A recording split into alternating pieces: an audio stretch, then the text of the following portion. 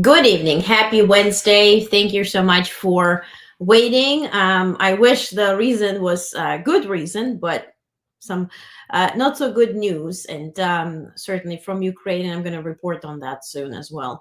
Thank you for tuning in. Thank you for staying patient. I wasn't feeling as hot yesterday, or actually hot. Anyway, and today I'm back. And thank you for being here. Thank you for joining our watch party yesterday. It's always very fun. It's always very good. So I hope you join us for the next watch party, which will be on November 2nd. We're going to watch together Michelle Obama, who will be rallying for, of course, Kamala Harris. And then next one is the election night. So join, spend it with like-minded people. We're going to check different channels, going to track the voter count and all that stuff together, and chit chat and share, of course, opinions and feelings and emotions and all that. So if you want to be in your environment of like-minded people, please join. The links are all on the website, honestnetwork.com, ONEST. Do I have a banner? Must have a banner. Here we go. Wait a second. I do have it. Here we go. So that's on the website and also in the newsletter. Please join honest.substack.com. There you'll find all the actual news and all the actual links, how to join the parties and whatnot. So that's the, where is it? Here we go. Yep. That's the newsletter. And if you decide to support, thank you. Now, I'm also very happy to announce that Substack is running a promo with for Honest Polls, which is the newsletter, and they will be sending you some freebies, whatever. They just had to have an agreement with me, and I said, yes, do whatever, and they're going to send you some, I think, freebies. So again, thank you for joining. Actual news, 2 days worth of news, and today will be entertaining, will be serious, we'll have a little rant here and there. Because I'm going to talk about the media. Yes, I will. And then it's going to be funny too, right? Because what can we do when poop hits the fan? We can also have some humor in it, because listen, there's some videos of Trump that we got to see. So we're going to finish on a good note, and also on a musical note. We're going to watch some videos at the very, very end of people celebrating Kamala Harris and dancing. It's very viral and very entertaining. Also, we're going to dive in a lot of international matters today, from Middle East to Ukraine to Taiwan to Cuba to India, Russia, Ukraine, a lot. So let's start. I see the first comment. Keith is here. Hey, thank you, Olga, for thank you for Olga. Ready for Olga Rent? Yes, Keith. Yes, it will be. It's incoming. And by the way, let's start with it. Why not? Here's our video of the day. You won't enjoy it, but watch it. A lot of talk. I mean, healthcare reform is going to be a big part of the agenda. When I say we're going to have a very aggressive first 100 days agenda, we got a lot of things still on the table. But healthcare, that's part. It's the secret. Yeah. It's the secret. Healthcare reform is not a secret. There's some really important ideas on the table, and we have a docs caucus, the physicians who serve in the House, and they've got a menu of options about this thick. And I think this is part of it, because if you take government bureaucrats out of the healthcare equation and you have doctor-patient relationship, it's better for everybody, more efficient, more effective. That's the free market. Trump's going to be for the free market. You heard a little sample of that last night. We want to take a blowtorch to the regulatory state, okay? Yeah. I mean, these agencies have been weaponized against the people, and it's crushing the free market. It's like a boot on the neck of job creators and entrepreneurs and risk takers. And so healthcare is one of the sectors, but we need this across the board, and Trump's going to go big. I mean, he's only going to have one more term, right? Can't run for re-election. Right. And so he's going to be thinking about legacy, and we're going to fix all these things. And, no Obamacare? No Obamacare. I've heard of it. Yeah, Mike, how do you think a woman who's dependent on cancer treatment, how do you think she's going to enjoy your free market? When now suddenly besides treating cancer and dealing with cancer, she will need to go on the Googler and find the best offer. Also, Mike, please tell me, what shall she leave aside? Meat, vegetables, clothes. Well, probably she can't afford clothes anyway. Rent, leave on the street maybe. People are relying on Affordable Care Act. And you want to do that in 4 years, just take it all away. Take it away from people. Aren't you Christian? Haven't you read the Bible? Or do you read the China-made Trump Bibles? Because we don't know what the hell is there. So you want to eliminate Department of Health, right? You know, because you mentioned, Mike, you mentioned that something is so thick, right? You know what's so thick? Project 2025. And what you're listing here is literally Project 2025. It has different names. It has different nicknames. Agenda 47, blah, blah, potato. So you're openly now stating that you're going to torch Medicare, Medicaid, just take it away from people. And if you think Mike is joking, no. The sponsor-in-chief, Elon Musk, who built his wealth based on our taxpayer money, wants to screw us. And I don't mean he's going to give everybody sperm. He does that already. And he's building some Texas sister-wife situation. I mean, don't take it. If he offers you something, don't take it. Don't put it anywhere. Please don't. Okay? He's going to screw us physically. He's going to screw our wallets and our bank accounts. How? Because remember, I told you that Trump is planning to install him as, I have to read it because it has a point, Department of Government Efficiency Commissioner. You know why they called it that way? Not because they thought that it needs department and it needs to be efficient and there needs to be an effort. No, because altogether it comes as Doge or Doge, whatever.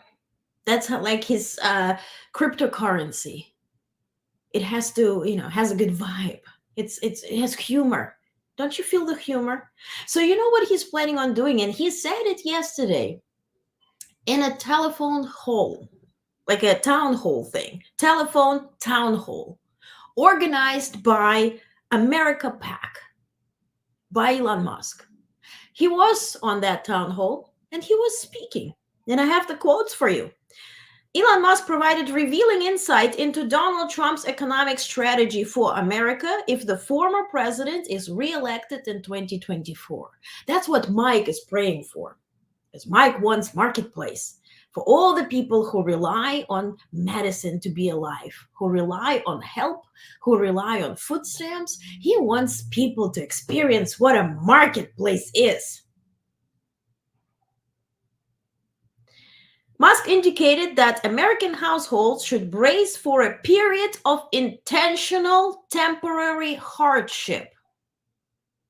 I repeat, intentionally temporary hardship, framing this economic pain as a necessary element of Trump's plans to restructure the nation's economy through significant government cuts.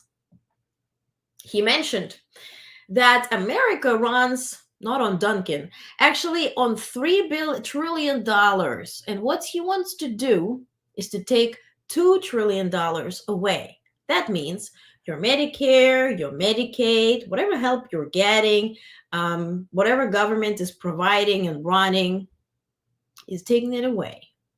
Because that needs to go to pay the debt that Trump accumulated.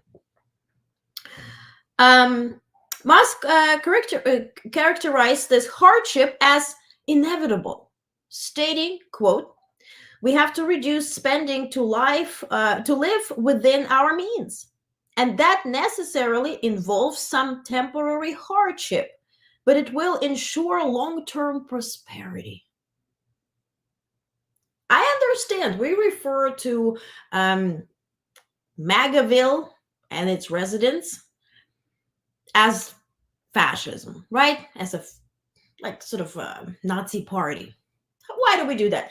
Mainly, it has optical aspects to it, right? They dress a certain way, they do the gestures, they speak a certain way, they insult people, they insult entire cultures, they insult entire countries, they insult our dignity and also our mindset, right? But if you think about it, what did Nazis do? They took everybody who looked like a Jew and they, in their words, cleansed the population. So by cutting off aid that people rely on, or that people's lives rely on, isn't that a sort of a thing of cleansing?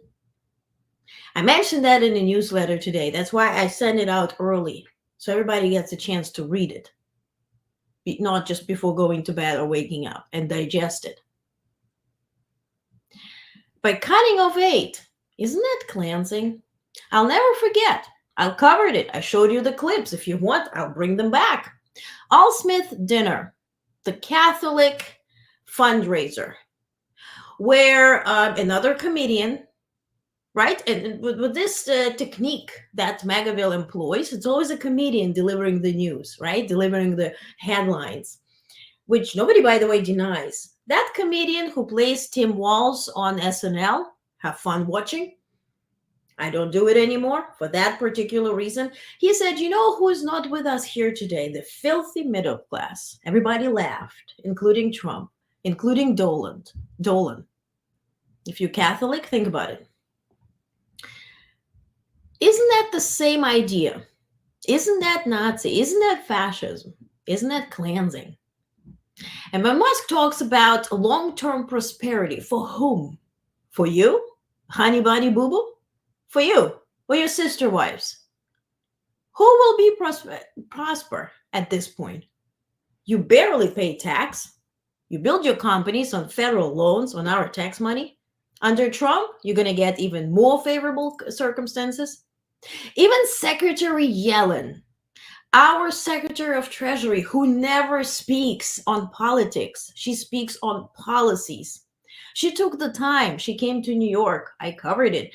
She took the time. She spoke to IMF, International Monetary Fund, the entire week in DC, where she warned the world and the United States to think twice, 3 times, 4 times a lady, to think very vividly and imagine very vividly what Trump's tax and his tariffs will result into.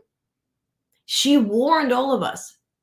The heads of banks, those who want to be rich, they gathered at the Council on Foreign Relations in New York. I covered it, where they warned that the tariffs that Trump wants to impose on China and other nations will cost every single American our hard-earned dollars, because we will be overpaying for the goods. The companies, America-based companies, because they rely on different components of whatever they're building to get it overseas, they're already putting in motion an idea of increasing pricing. And now we're fighting price gouging. Why? Because folks increased, the companies increased pricing during pandemic. Now they can't totally decrease it. Well, they can go back, right? No, but when you were used to have a margin that went 800% up, like with the ports that were striking, why were they striking? Because the workers, right? The East Coast, West Coast, because the ports workers, they said, you know, one thing is AI and automatization point. We don't want robots to replace us, essentially, but can you up our price per hour? Because your profit is 800%. It went up since the pandemic. But the companies, no, we already figured out how to spend that money, so no. Then they negotiated. But that's the same story with price gouging. We're celebrating that Aldi and Walmart and Target are going to decrease pricing for the holidays. Yay. But it's not permanent. Now, if we think about creating this marketplace, and yeah, let's talk about 4 years. Let's hope this woman who's relying on her, let's take her as an example, who's relying on Medicare, Medicaid, and all this food stamps. Let's think she survives this 4 years. Barely, but she makes it. Do you think it will be easy to go back to normal? And normal being now, in 4 years? When the entire structure that United States and democracy relies on is dismantled? No, it will take decades to go back together. Especially since the Supreme Court is based on MAGAville and runs on that Kool-Aid there. They will prohibit even going back. So for that reason, we have to think a lot and we have to act and we have to prevent it. If we fail to prevent this, we certainly are not going to enjoy it. It's not going to be funny. Now, Musk says, his comments suggest a shift in the narrative surrounding economic policy, where the sacrifices of average Americans are no longer seen as collateral damage, but as an integral part of achieving a broader economic overhaul. This indicates that both he and Trump view economic disruption not only as a side effect of their proposed policies, but as a deliberate tactic to achieve their goals. Now, he also is installed as this Department of Government Efficiency guy. The agency that they already put in writing will be aimed at trimming the fat from government operations. The fat being the aid you rely on, the medical assistance, the medical aid that my parents rely on, that the bunch of folks rely on. Now, on the other hand, you have Kamala Harris, who talks about the sandwich generation, let's paid folks who has to stay home or work less to take care of the kids and take care of their parents. They're sandwiched in between of taking care of folks, right? Let's make sure that there is a price cap on the medicine. Today, I have a readout. We're going to talk about the moonshot, the cancer treatment, and also they're talking about medicine for kids with cancer. So they will have a price cap on that medication, and everybody could be affording it and all that kind of stuff. All of that can be gone. No, not in 1 week, but from January 20th on. That's how serious it is. So if you're an introvert like I am, and you don't like debating people, I don't like it. I don't like negative energy. I like positive, happy-go-lucky. I love it. But we have to force ourselves to talk to people. Talk to your neighbors. Find out their names. You know, in New York, we don't know who the hell lives in this building. Knock on doors. Talk. Talk. Ask if they voted. Ask them to vote. The last thing we can do is fail in this 1 week. And then think, what if? What if? Those words hurt the most. What if?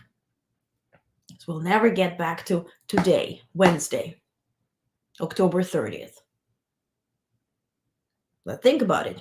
Also, do we want to have a guy who failed Twitter and made Twitter shitter run our government? Cut the fat from agencies? That's disgusting. That is embarrassing. That's embarrassing on international scale, on global scale, because we're not going to just tank our economy. We're going to tank everybody's economy because we're going to isolate the United States through the tariffs from the market. That they will have a very different effect. So we're going to close ourselves up from trade, and we're going to tank everybody's economy. So hate it, not by just within, but from everybody. By everybody. So let's think a lot of times before we dare not to talk to somebody about it and share it and talk. This is really important. Hi, Brandon. How did the speaker not even know he was being recorded? I think he's proud about what he says. Listen, he's wearing a jacket that says Trump Vance. If you're a Speaker of the House, you're representing a party, why are you wearing this gear? I mean, like, it's disgusting. I don't think he cares if he's being recorded. Exactly, Keith. I agree. They already buried this with Biden's comment, and now the trash. Yeah, we'll talk about it. No one deserves 800. Exactly, Bonnie. Yes. Elon's strategy is always destructive. He immediately made massive cuts on Twitter and ruined it. Exactly. His point is, how can we just like dismantle everything and see whether it will come back again? Sort of like, kids that are little bala bala, they take a frog or a bird and then they start like putting it apart, like they're just like, "Ugh," to see what's inside. That's just, because he doesn't go to jail for anything he ever does. Same with Trump. So they, like kids and toddlers, they test the limits. Where is that limit? Now, the limit has to be the vote for now, and then it needs to be different. Temporary hardship, Bonnie, and thank you for reading the newsletter. Thank you. Ellie's article is in my newsletter. And so I'm not sure if it's Ellie's article, but it's that article where they can take the secret that they're referring to. And I don't want to take away from somebody who put diligent work into writing the article. So in the newsletter, it says recommended reading. Tap on it. It's free. Read the article. It describes in detail how, even if Kamala Harris wins the majority in terms of votes, how it can become that or come to the point where she would be losing based on, electoral votes and stuff, and how that can be done with Mike Johnson and Trump, and how that can be manifested. So read it. Yes. Ellie Mistel. Yeah. So it is in the newsletter. So it's very scary because it's very real. Thank you. Thank you, New Yang City 2020. Thank you for pointing it out. Read it. Please read it in the newsletter. It's very important. Now, on a good note, there was a statement from President Biden on the third quarter 2024 on our GDP, which is good. Today's GDP report shows, and I'm quoting President Biden, how far we've come since I took office, from the worst economic crisis since the Great Depression to the strongest economy in the world. Since I took office, the economy has grown 12.6%.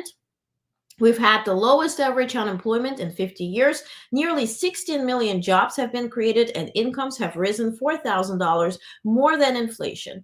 While critics thought we'd need a recession to lower inflation, instead, we've grown around 3% a year on average, while inflation has fallen to the level right before the pandemic.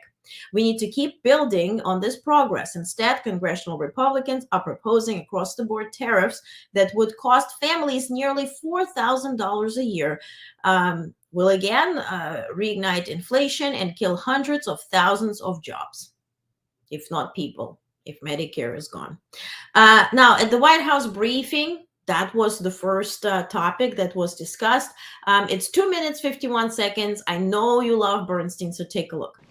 We learned today that real GDP rose 2.8% last quarter, largely accounted for by strong consumer spending. The quarterly PCE price index, this is the inflation measure watched most closely by the Federal Reserve, grew at an annualized rate of 1.5% last quarter.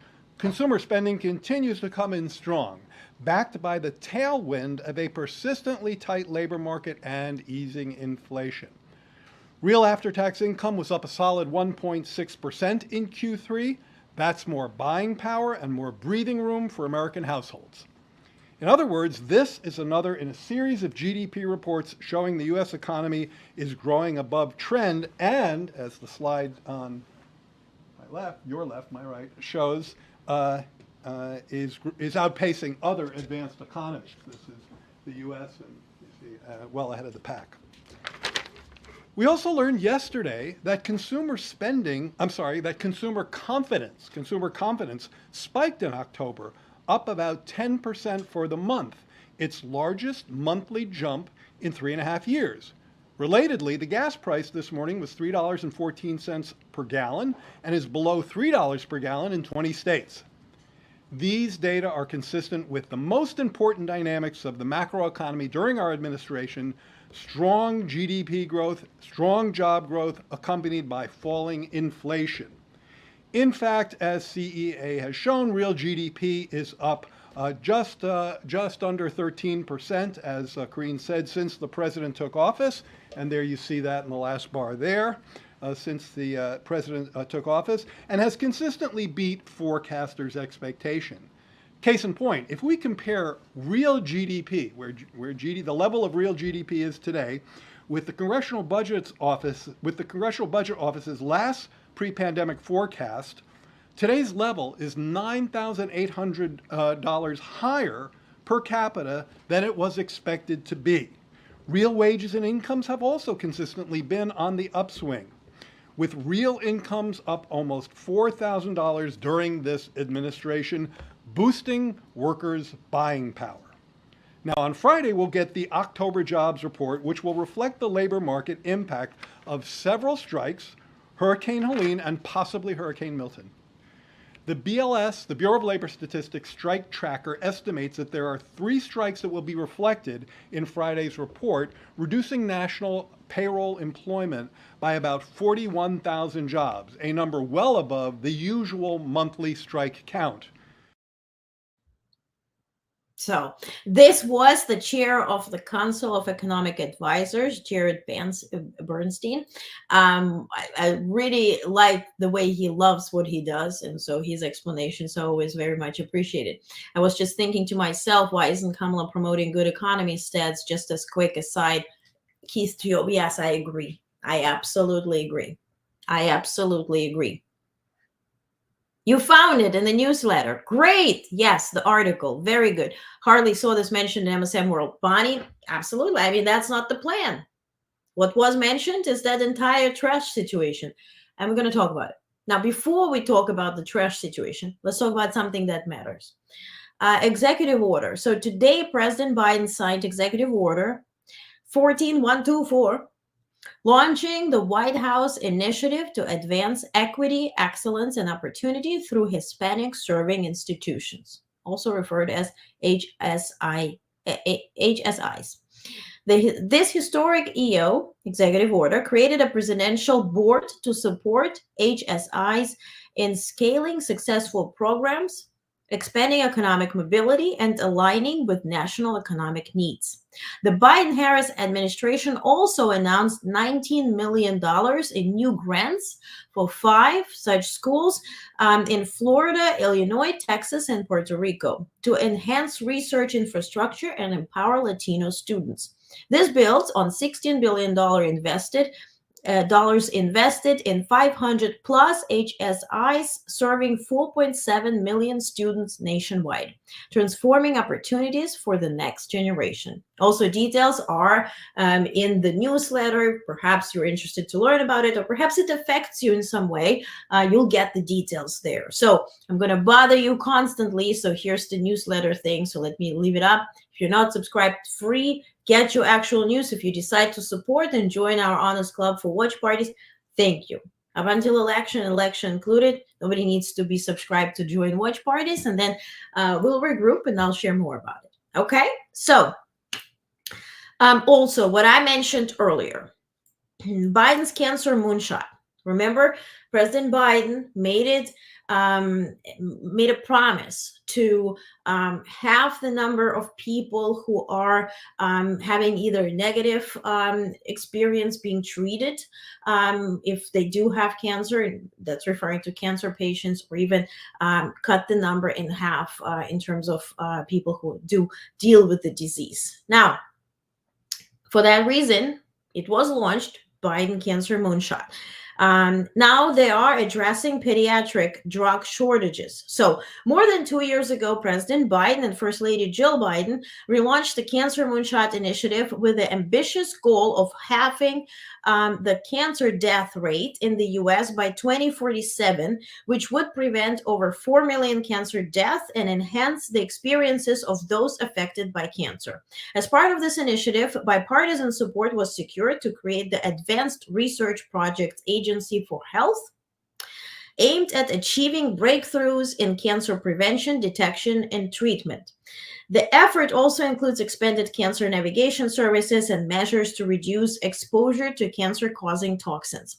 In line with these objectives, the Biden Cancer Moonshot recently announced a new pilot program to alleviate pediatric drug shortages, ensuring that all children facing cancer have access to the most effective treatments as determined by their medical teams. And I remember being at one of those clinics where that is under the program.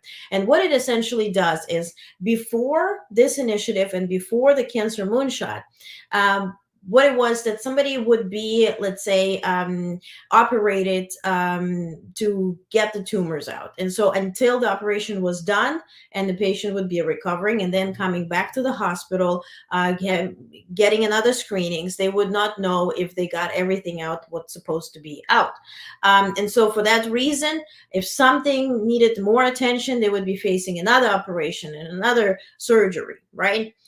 Which certainly was dangerous and unnecessary, turns out. And so with this, they do have the technology to screen the patient while the patient is in surgery to see what else needs to be done. And so when it's over, they ensure that it is over. So that's how they explained it to me, at least. And I'm dumbfounded when it comes to medical stuff, so excuse my sort of like, Teletubby explanation, but, at least maybe it helps somebody. Just frustrated at Dems always letting GOP with the messaging war. Exactly. Yeah. What I didn't like about the trash comments that, there was a press gaggle, and so Kamala Harris exited the plane, and then she was asked about President Biden's comments that were completely fabricated by CNN, all that kind of stuff. And so she started explaining that she doesn't think that people who support Trump are trashy or whatever, are garbage. And so he explained himself, he wrote a note, blah, blah, blah. I would even suggest to say, listen, are you going to talk about actual news? Look what happened today. We have economy that is booming. We have this, we have this, we have this. Want to talk about actual news? I'm running. Let's talk about polls. Let's talk about my plans. I have 3 rallies today. Anything else to talk about? Are we going to talk like we're 2 ladies with a coffee clutch table, and we're just gossiping about who said this, he said, she said? Not the time for it. We're 6 days away from election. But that's, it's easy to give advice if you're not the person. Okay, so I take several seats. Now, President Biden also celebrated infrastructure progress in Baltimore. This was yesterday. He traveled to Baltimore, of course, because the bridge, right, the infamous situation with the bridge needed attention. So he wanted to deliver the news there. So at an event in Baltimore, President Biden addressed a crowd of several hundred gathered at the port with the shimmering water as a backdrop. He praised local officials and longshoremen union workers who recently received significant pay raises, highlighting the hard work and dedication of those involved in the recovery efforts. Biden focused on the impressive repair of the Francis Scott Key Bridge, stating, quote, estimates suggested it would take 6 months or more, but you cleared it all in 78 days. Unquote. He acknowledged the support from workers nationwide, emphasizing including yes from Puerto Rico. This comment sparked cheers, and then he said that I'd like to take that guy for a swim out there, so referring to Trump. So, let's put ourselves in his shoes. He's not running. He hates Trump's guts. He never mentions him by name for a reason. It's just kind of difficult to laugh at the gaffe 6 days before election when Kamala Harris tries to be the opposite from Trump. And so maybe it would be time to just pause with the gaffes, and because we can laugh all the way after the election. But President Biden does what President Biden does. He's deserving to do whatever he does. He's a great president. He did the best. He does the best. He's continuing to lead the nation as an example to many presidents before and certainly after him. So let's not criticize. Let's keep our own heads on a swivel, right? So continuing his speech, Biden took a jab at his predecessor's failed promises, mocking Trump's infrastructure week by stating he didn't build a damn thing. He highlighted the union-friendly nature of his administration's efforts, particularly in areas like climate change, infrastructure, and manufacturing. In concluding remarks, Biden praised Baltimore for its resilience, noting how it got back up fast after recent challenges representing the nation's enduring spirit. So later, he joined County Executive Angela Alsobrooks, the Democratic nominee for U.S. Senate, and Baltimore Mayor Brandon Scott at B. More Licks. It's an ice cream shop. a local ice cream shop to further engage with the community. And that's where the gaggle happened yesterday. And I'm not showing it to you because everybody already saw it. Good thing that happened there was that he mentioned, he answered a question as to would be Ukraine able to strike deep inside Russia, and he said, well, if North Koreans are crossing the border into Ukraine, then yes. So that is the big news, and I guess it was very much pushed down in the media, and so I don't blame Joe. Happen to agree with him, but he knows how exactly. Yeah, Bonnie, that's the point. The problem is not him. He's not running. They didn't want him to run. Now he's not running. Now get off his butt. Get off his butt. And I'm being nice by saying butt. It's not after midnight yet. Called out several MSM pundits on their posts about exaggerated out of context comments by Joe. Exactly. The other buffoon, he insults every freaking person. He wakes up and starts insulting people the same minute. What are we talking about? Sure, Brendan, the problem is overshadows Kamala's message. Yeah, Keith's a good counterpoint. Yeah. Okay, let's talk about media. If you wanted to rent, here we go. Jeff Bezos, you have heard, right? With 200,000 people unsubscribed from Washington Post because he prohibited the editorial board to endorse Kamala Harris. And then it's supposed to be followed by several articles bashing Trump. And so once he saw the articles, not necessarily the endorsement, but the articles, he closed down the entire thing. Then he wrote an opinion piece, like an essay in Washington Post, and said that, well, it's very difficult for him to be an owner because he needs to talk to federal officials and elected officials because he needs that money, honey. Yeah? So if it's difficult for you to be an owner, step down, sell. Sell. He also said that he didn't know that the day of this unendorsement, he was meeting Trump. So you tell me a billionaire guy who runs a space company, Blue Origin, the thing that literally looks like a penis that flies, and Amazon Prime, where people poop in their, pants and whatever, like they're getting the equipment, right? Not to use the bathroom and just keep on going and doing so he earns more money per second.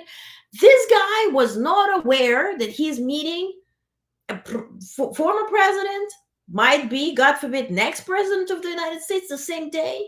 You think he's not aware of his schedule? Give me a break. And so he said, well, it's difficult, blah, blah, blah, blah. Hiding the fact that you prohibited folks to bash Trump. And why? Why does it matter? Because if Elon Musk is being a part of this Doge in administration, the first thing he's going to cut in terms of federal help is the investment in Blue Origin, or NASA, that is responsible to hire Blue Origin, right? Because that is all interconnected. Also, Amazon is paying zero tax dollars. They're paying less than any teacher or anybody combined. So for that reason, certainly Musk would have all the tools to hurt his competitors, and Bezos would be number one. Let's not forget why Bezos bought Washington Post, because they leaked the penis pictures. What's with him and anyway? They leaked the pictures that he texted to his now girlfriend, fiance, refurbished one.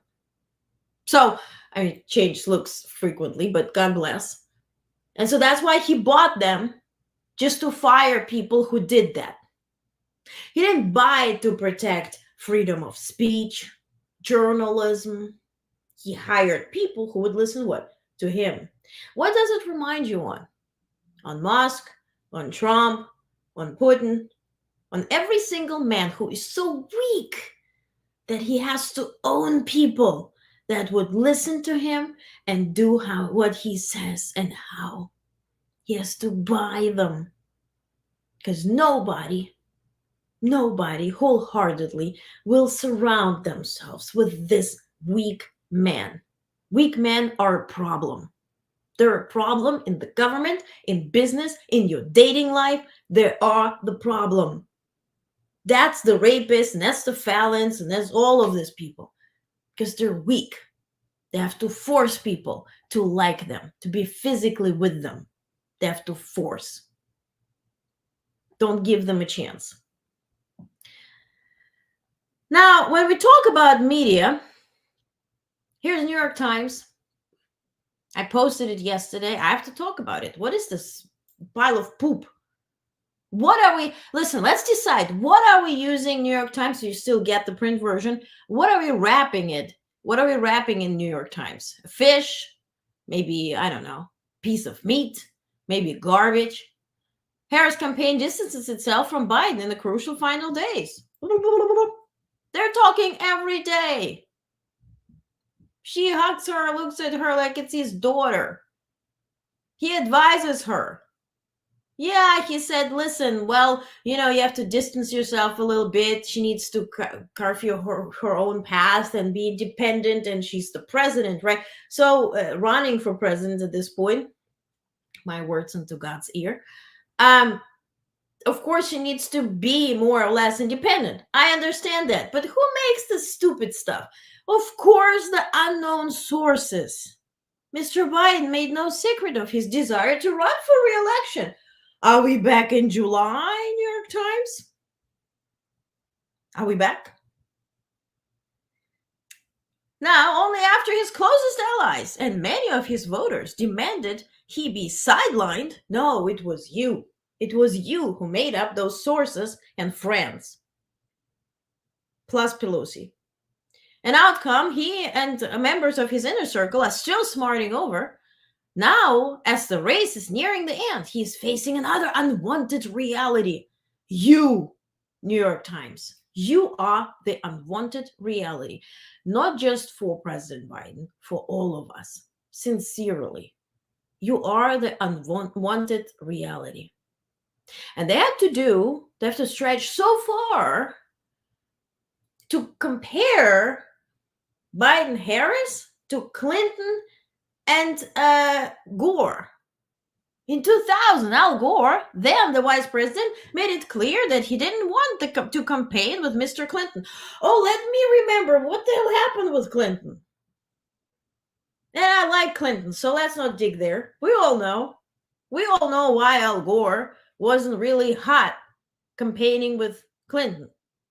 And then if you go back, they say, well, Gore's strategy of icing Clinton out of his campaign led to the worst of all worlds. He got none of the benefits of high approval. So you want to stab people twice, 3 times in one article. Who wrote this crap? The 2 people who are White House reporters. A man and a woman. Let's not name names. No, not Maggie. And when they talk about Trump, it's saint washing, right? A growing number of voters say that Trump was just exercising his right to contest the 2020 election results. Excuse me? Excuse me. The lawyers who filed the lawsuits for him lost licenses. Ask Rudy on which corner and intersections he will be living. Because he's selling everything to pay election workers. Ask all these crying women that lost licenses, went to jail, participated in January 6th. All the lawsuits were lost. Had no merit. Like, what do you mean fundamental rights? Who says it? Which majority? Who are you talking to, New York Times? The Trump campaign denounced the comedian's offensive joke, but he didn't, and you don't mention that. The power is in your hands. Dear watchers, listeners, whatever. You guys. Our hands. If you don't read it, if you don't click on it, they don't make money on clickbait. If you don't subscribe, they don't make money on this bullshit they write. It's in your hands. Slowly but surely, that stuff will die out. Same as CNN. Take a look. This is today. This is Harry Enten, who is their fact check. I don't know what he's checking. If Trump wins, the signs were there all along. Oh, no party has won another term, with so few voters saying the country is on the right track. 28%. Or when the president's net approval rating is so low. Biden says at Harry, Biden is not running. Harry, you fact checker guy, Biden is not running since July. You good? How are you? Or was it August? It's been all a mess. I lost track. This is fact check? Well, that fact check needs some fact checking.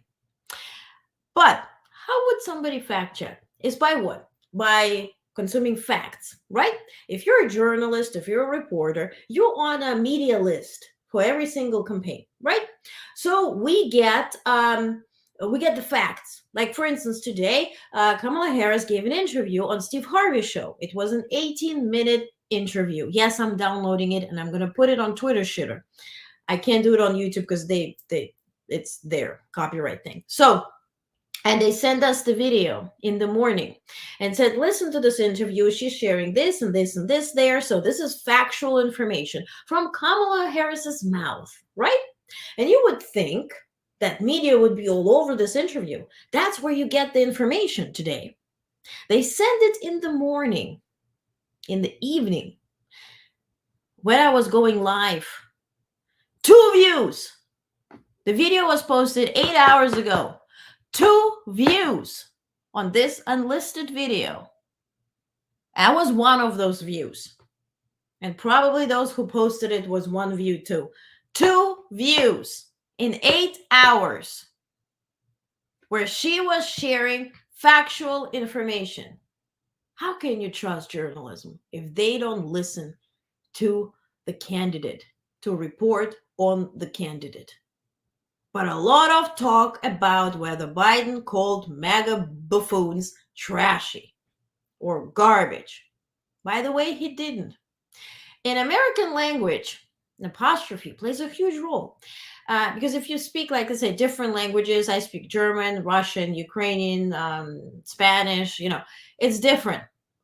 Because you have a preposition that states who are you talking to or whom are you giving something, right? Or whatever. Now, when he was saying, he said the garbage, right? It was talk about garbage. Here's a video, by the way. Let's listen to it. And I will tell you where CNN, because only CNN had this clip. Also, check the bed lighting. Very unfortunate. Who put it? Don't do it. See how they cut it off. Or Puerto Rico, where I'm in my home state of Delaware, they're good, decent, honorable people. The only garbage I see floating out there is his supporters. His demonization is seen as unconscionable, and it's un-American. So they cut off the part where the idea is that it's a different clip, I realized. Anyway, when he said the comedian, he trashed Puerto Rico, the only trash is or are his supporters' comments. The next word was comments. And so if you cut out the word comments and you stop at his supporters, then that's how they came up with this entire rumor. Cut out the next word because it's the apostrophe. Comments. Anyway, I explained it. Let's move over. Doesn't deserve it. But who can't move over for the sake of it are the journalists at the White House briefing. They bombarded Karine today with the stupid questions, especially asking, well, this is another level. I'm not going to show you the questions like, what did he mean? Did he mean? Did he not mean? They asserted that somebody wrote the garbage comment and he was reading it. Now that's digging very deep. Was the president reading from a script? It looked like he was reading from notes. Were those comments written out for him in some form Okay. No, I'm sorry. Go ahead, Audrey. No, it's okay. No. Finish. I want you to finish your statement. I'm sorry. I was just, I mean, it would be useful to know whether there was a prepared remark that he was reading from, and if so, whether that should have been changed, or So, whether he was editing. A couple things. I'm not going to get into specific here. It's not unusual for a president or the vice president or any elected official to have notes in front of them when they're speaking to a crowd or to a group of people. That is not unusual. Then there was another question right after. But I want to follow on my colleague. Was he reading those statements? Was trash written? Move on. We have news today. Cancer moonshot. GDP's up. A lot of news happening. Biden was in Baltimore. He's traveling to Philly on Friday. Invest in America. Good results. Jobs up. Salaries up. Maybe this is news. Not the trash. We're going to talk about trash soon. And the trash master, who was not even allowed to drive the trash truck. We're going to talk about it soon. Now, really wonderful. And this compares the campaigns and how they're run, right? Because when you surround yourself by yes people who know nothing, you get nothing. So here's a new ad that is running all across Las Vegas on the Sphere. Note, the Sphere is owned by Dolan, the same owner as Madison Square Garden. So he had to back up and do this. He's a MAGA guy. But look at this ad. It's fabulous.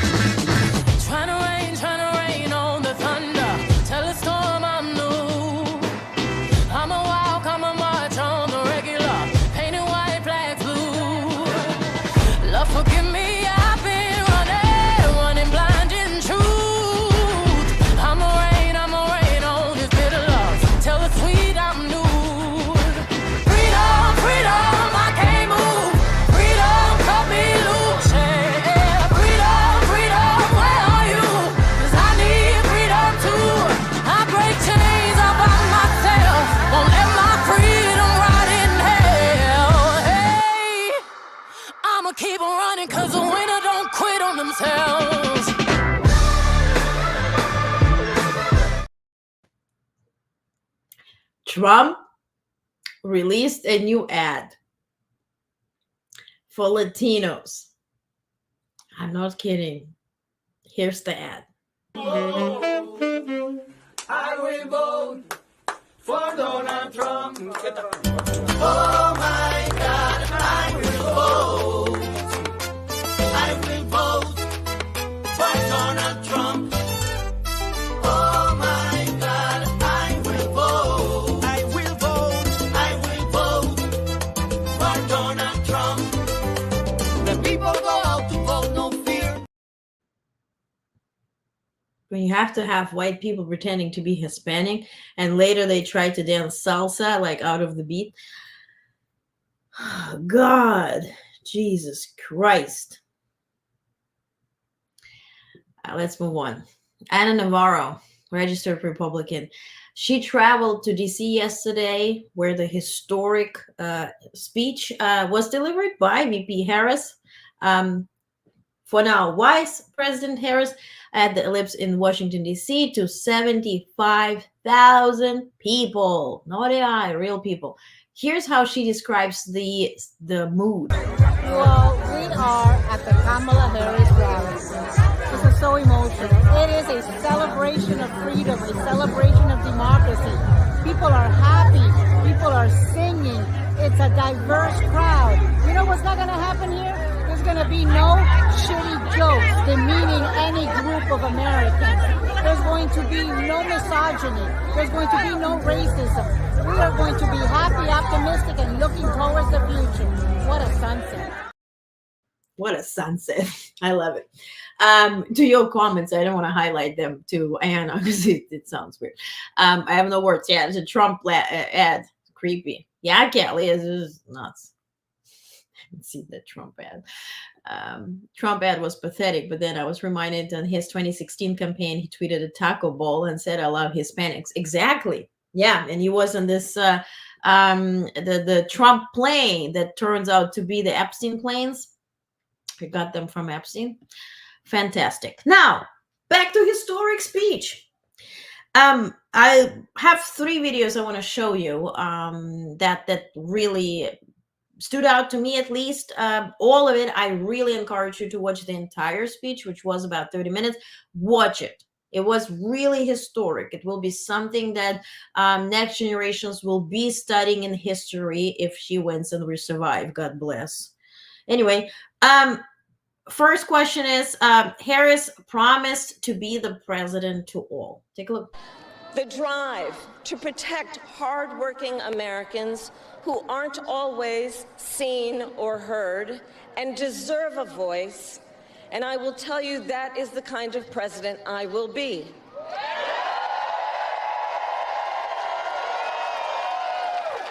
And look, I'll be honest with you, I'm not perfect. I make mistakes, but here's what I promise you.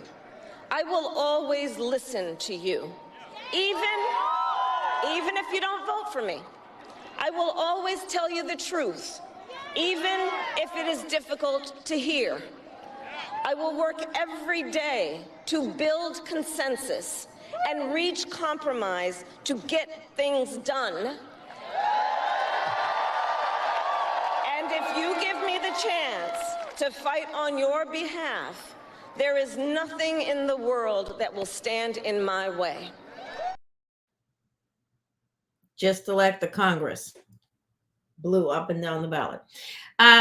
This I liked very much. So we are not a vessel for the schemes of wannabe dictators, because he's not even a dictator. Dictator has a strategy. This guy has just like me in the mirror, and I want to look like Hitler because he was cool. It's all like Halloween for him. Anyway, take a look.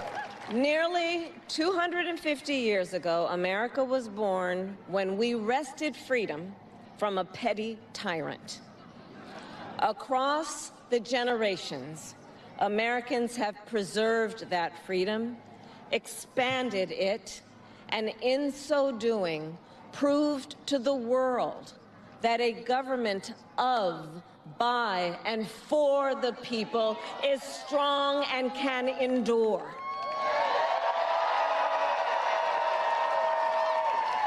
And those who came before us, the patriots at Normandy and Selma, Seneca Falls and Stonewall, on farmlands and factory floors, they did not struggle, sacrifice, and lay down their lives only to see us cede our fundamental freedoms. They didn't do that only to see us submit to the will of another petty tyrant. These United States of America, we are not a vessel for the schemes of wannabe dictators. The United States of America is the greatest idea humanity ever devised. A nation big enough to encompass all our dreams, strong enough to withstand any fracture or fissure between us. Yeah, it was historic speech, and for me, it gave me the vibe of like an acceptance speech, you know, like inauguration, and then they do this big speech. I don't know what can top it. Maybe a singing Beyonce, which I'm sure that will be the fact once she's inaugurated. Give me chills. Anyway, third video I want to share is where she says, "I've lived the promise of America, and I see the promise of America in all of you." Take a look. I've lived the promise of America, and I see the promise of America in all of you. In all of you. I see it. I see it in the young people who are voting for the first time. determined to live free from gun violence and to protect our planet and to shape the world they inherit. And the greatest story ever told can be happening indeed. And Keith, to your comment, I have it written. You somehow read it in my head. And this here is the greatest story ever told. This little girl in yellow jacket will be leading our free nation. Raised by mom who came to the United States to treat people who have cancer, who passed away, again, taken care of by her little girls. Both girls are lawyers. One will be president. That might be, in fact, the greatest story ever told. Very comparable to Lincoln and, those who made themselves into a president. When she becomes president, she'll be to the role on the 250th anniversary. Yeah. Yep. Okay. So I also want to show two things that former President Obama pointed out.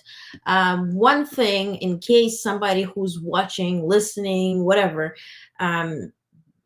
is undecided and can account to a certain demographic. So first, he addressed Muslim Americans, really stating the facts as to how and why would you support Trump. Take a look. If you're a Christian and you care deeply about the abortion issue, I understand that, but does that mean you'll support somebody who seems to violate pretty much every precept of the Ten Commandments? If you are a service member and you're somewhat conservative and you're used to voting Republican, I can understand it, but somebody who genuinely does not believe in duty and honor and does not understand why anybody would sacrifice themselves on behalf of their country, why would you do that? If you're a Muslim American and you're upset about what's happening in the Middle East, why would you put your faith in somebody who passed a Muslim ban and repeatedly suggested that somehow you weren't part of our American community? And then he addressed on Twitter those who think that, remember that stimulus check, the stimmies, that they came somehow from Trump. And so this is really, I love it. I want to read it out. I often hear folks say, Donald Trump sent me a check during the pandemic. I want to make sure you understand this. Congress sent you a check. By the way, Joe Biden also sent you a check during the pandemic, just like I gave people relief during the Great Recession. The difference is that we didn't put our names on it because it wasn't about feeding our egos or advancing our politics. It was about helping people.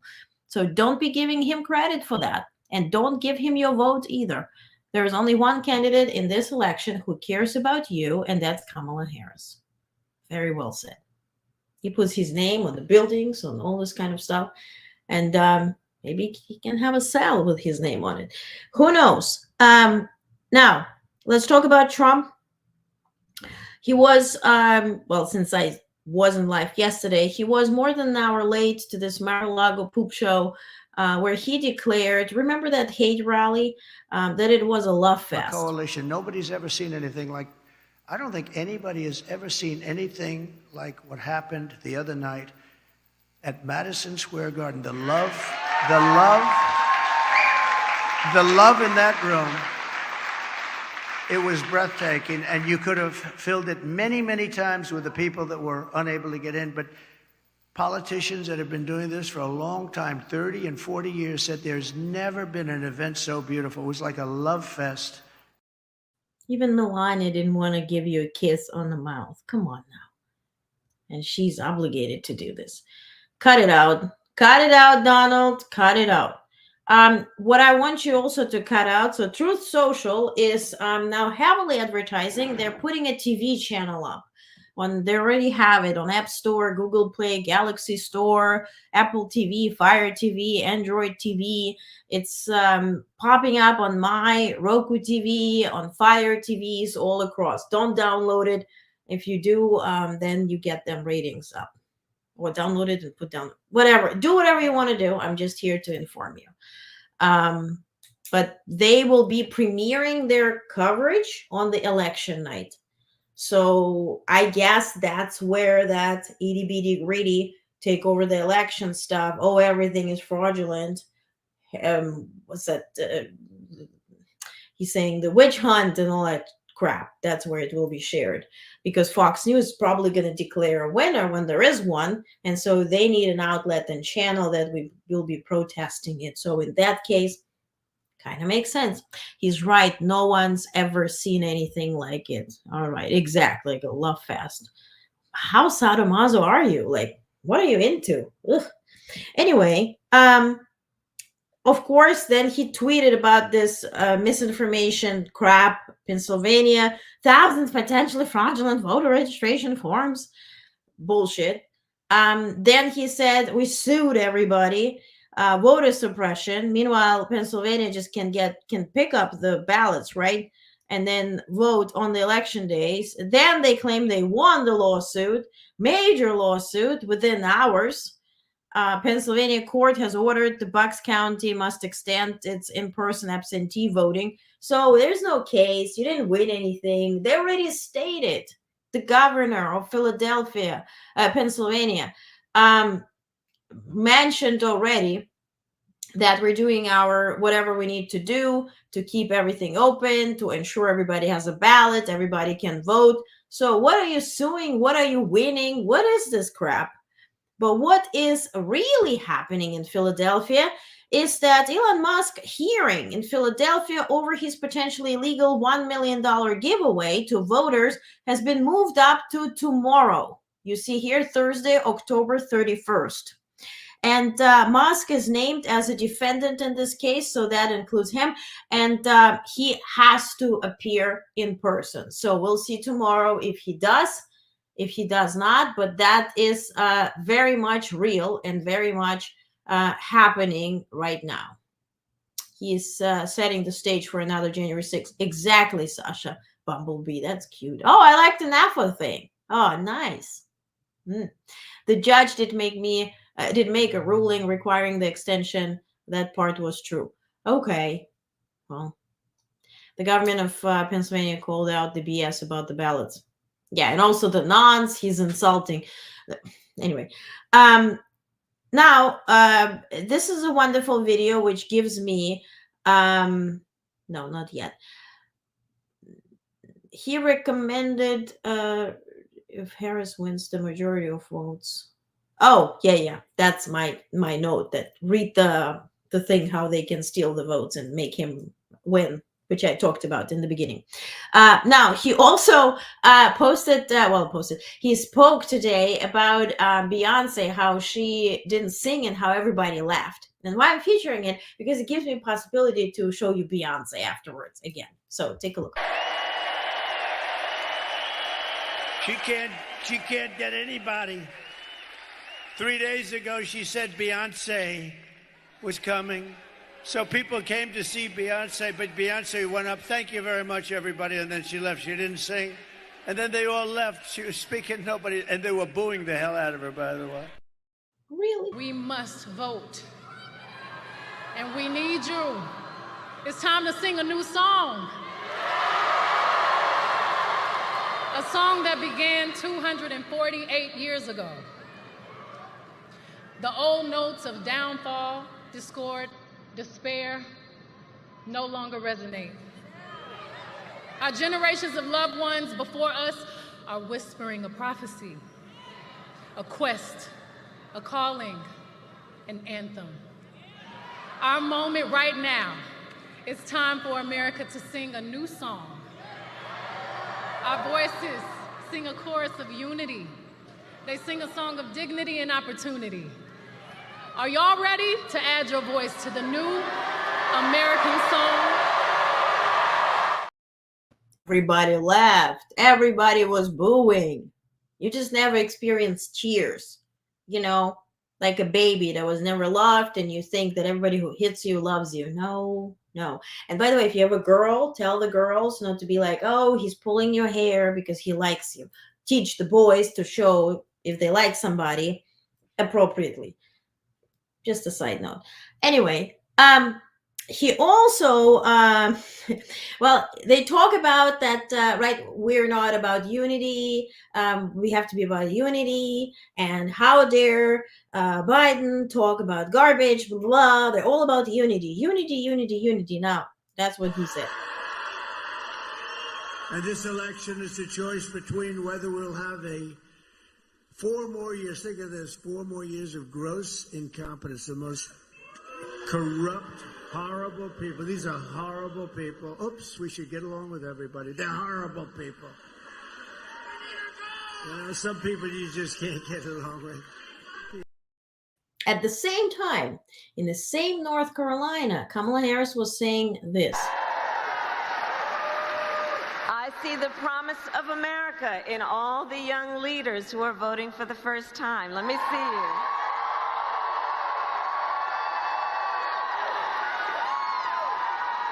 I love you guys, because you are rightly impatient for change.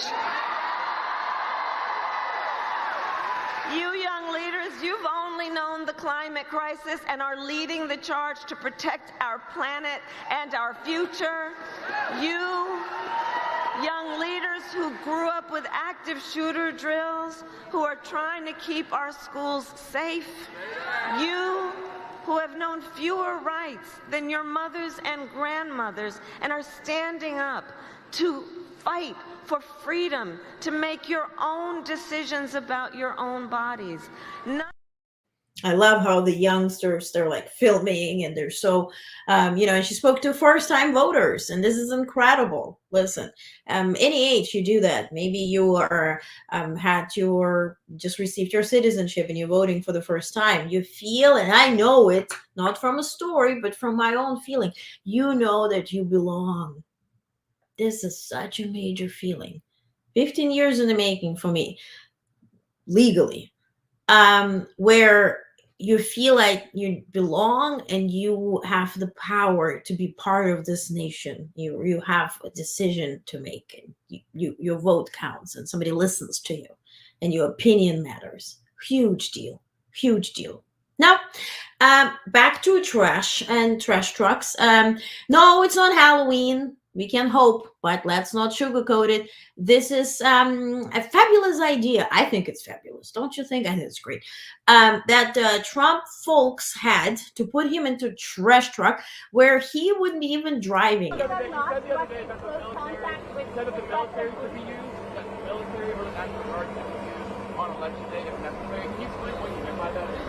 I don't think they'll have to be used. I think we're going to have a big victory. Big victory, blah, blah, blah. I don't know how big your victor is, but whatever.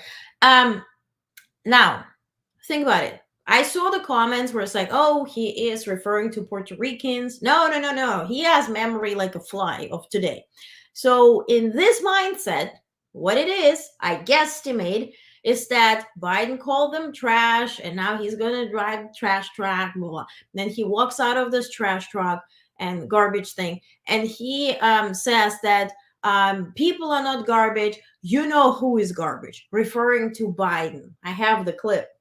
But if you think about it, he's actually trashing his own supporters. Let's assume they were called, which is not true. Let's assume they think they were called trash. And so then he's driving a garbage truck. It's kind of like you're headlining your base. You kind of insult them above all, you know. And you can only insult somebody if this somebody accepts the insult. If I tell you you ugly, but you know you damn beautiful, what does it matter what I told you? Potato, potato. Blah. Every dog that will be barking on you, what, are you going to be scared? Heck no. Only if you hear, if you listen. Somebody said ugly. Oh, they said ugly. Maybe I am ugly. Ooh, now you are programmed to think you're ugly. Don't listen. So We're going to fight for Puerto Rico, for their dignity. They actually don't even need our help. They know their worth. They know they are part of America and they're American. So what does it matter what this shit show says? Who listens to this? The haters that have no identity on their own, so they need to unite like dodo birds with red hacks and mark each other so they have an identity as a group?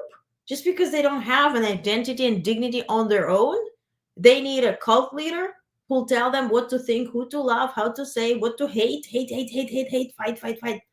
They need that because everything else is boring, empty. There's nothing happening. So you need this. Now, that's when he stepped out and talked about his supporters. 250 million people are not garbage. I can tell you who the real garbage is, but we won't say that. 250 million people. Does he really believe that he will get 250 million votes, or that 250 million people support him? Does he know how many people live in the United States? If it's 50-50, Donald, you think 500 million people? Now, the funniest moment ever was when he was trying to get into the truck. Have you seen it? Take a look.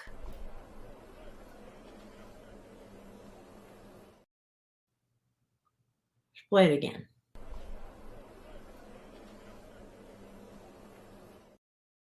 Grandma needed a pick me up moment here. Grandma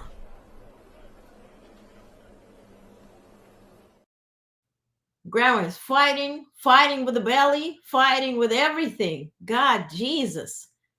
My God, driving around circles. Yeah. That truck clip of him getting in went super viral and the media is showing it.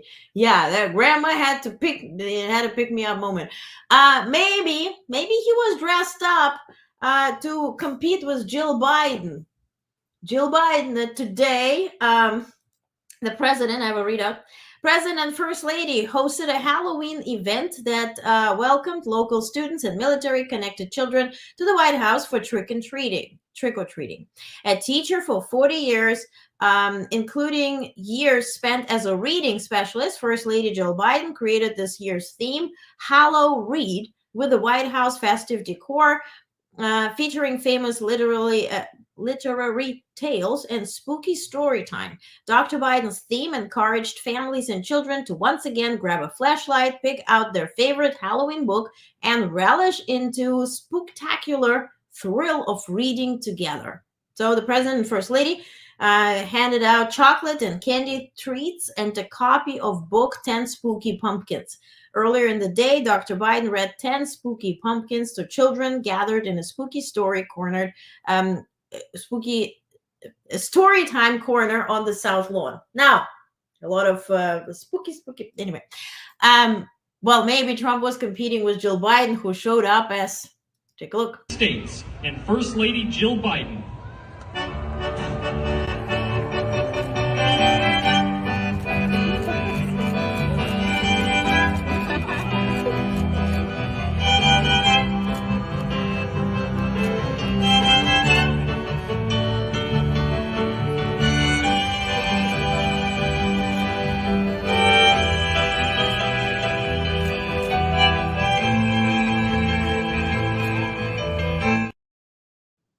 Listen, it took me a moment to realize that Jill Biden was the panda bear because I was dumbfounded watching videos. And I'm like, why is he holding the hand of this damn panda? Where is Jill? They announced Jill. Where is she? Well, she's the panda. That's cute. That's cute. I don't think it has been done before, but it was cute. It was very interesting. All right. In other news, some good news that media could talk about, decided not to. Accelerating clean energy integration. White House task force on AI and grid infrastructure. This is a big effing deal. Why? AI is used for military. AI is used for businesses and anything and everything. AI requires a lot of electricity. So for that reason, regulating the grid infrastructure connected to AI is a big deal. Now, the White House Task Force on AI Data Center Infrastructure recently gathered experts from various sectors to discuss how AI and advanced computing can enhance the integration of clean energy into the US grid, emphasizing the importance of maintaining global leadership in AI as a national security and economic priority. The Biden-Harris administration aims to ensure that AI data centers operate on clean energy while keeping costs low for consumers. Key officials urged investment in innovative solutions to address interconnection project backlogs and streamline processes. The Department of Energy announced new AI programs to expedite project applications and standardize data management systems, aiming to facilitate a simpler interconnection process. So, so in detail, it's in your newsletter. It's a long thing, so you can read the details, but it's pretty important. Also, what I reported on Monday was Monday or Tuesday? Was it yesterday? Monday, where they talked about regulating the investment. So, for instance, if somebody is creating an AI company, they need a big data center. So they put it in China because there people can work more. You can overstep the human rights, your workers' rights, and all that kind of stuff. It's cheaper. So for that reason, they are prohibiting now, because then the data is stored in China, can be used against us, right? So really important. I hope you read it. If not, so follow or get on board with the newsletter, and there you can access all the newsletters that were prior. Now, the U.S. Department of Transportation Federal Railroad Administration, FRA, has announced over $2.4 billion in funding for 122 rail involvement projects across 41 states and Washington, D.C. This investment aims to enhance rail safety, reliability, and efficiency while reducing costs and pollution. U.S. Transportation Secretary Pete Buttigieg said, quote, "Today's investments in our rail systems reflect the Biden-Harris administration's commitment to building a stronger, safer, and more resilient transportation network," unquote. Also on AI, today marks 1 year after President Biden's groundbreaking executive order on AI. The administration has implemented 100+ actions to lead in safe, ethical, and innovative AI. Key steps include strengthening protections against AI-related threats, establishing privacy safeguards, expanding civil rights protections, and combating AI-generated abuse, which is huge. And that really can touch anybody, where they, take a porn movie, put your head on it, or generate something that looks like you. Remember the story with Taylor Swift, with all those pictures. AI-generated pictures went viral, and those were violent, disgusting, and ooh. So for that reason, it's important that there is regulation, that people can face the music if they do this type of stuff, right? Then let's get into international subject real quick and real proper. You realize the cops endorsed Trump. Hey, Paul, MAGA will revolt with SCOTUS Congress. Oh, you guys are discussing, but you're right. You're right. I don't want to interfere in your discussion. Now, international stuff. Georgia, the country. Russians interfered into election.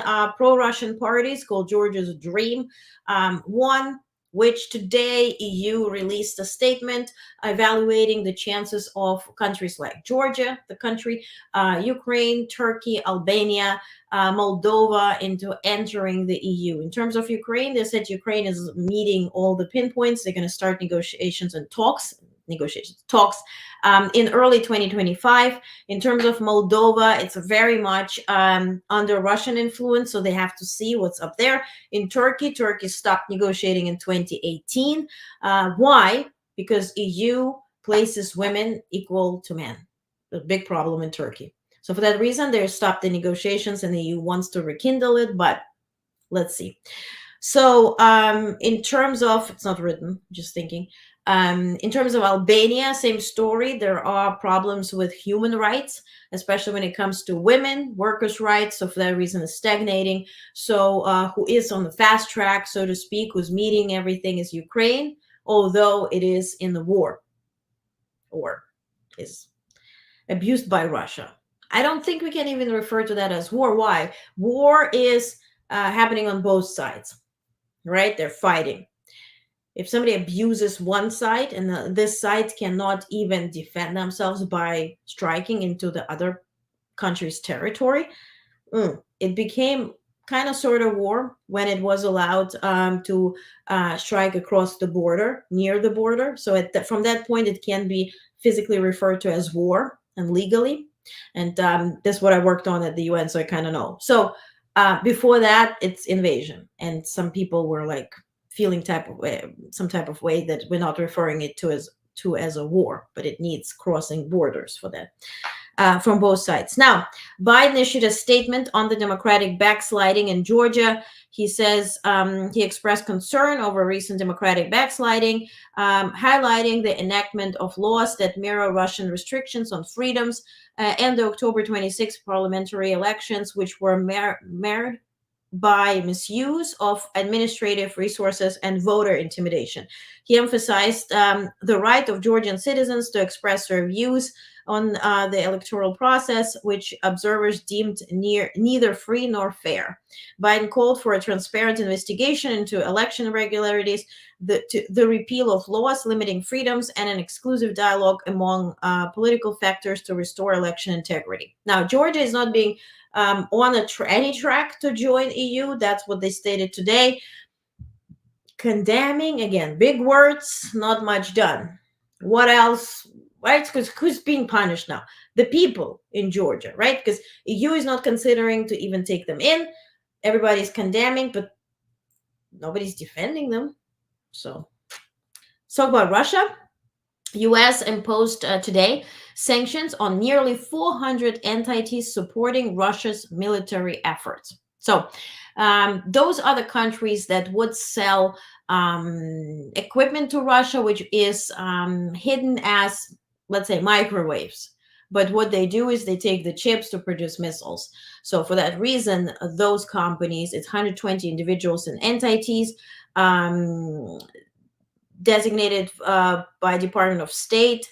They impose sanctions on them, while the Department of Treasury designated more than 270, and Department of Commerce added 40 entities to the entity list. The measures aim to disrupt sanctions evasion and target entities in multiple countries, including China, India, Malaysia, Thailand, Turkey, and United Arab Emirates. Among the targets are senior officials from the Russian Ministry of Defense and entities associated with the Russia's military-industrial base, including military repair facilities and advanced technology producers. So again, more is in the newsletter, so you can read out who did what, okay? So now for that, I need a picture. Russia, when the war started and the Russian propaganda folks were banned from YouTube, Russia had some sort of a court case. YouTube was not presented in Russia. YouTube was not operating in Russia, but they now have RuTube, which they literally stole all the infrastructure from YouTube. Same from Netflix.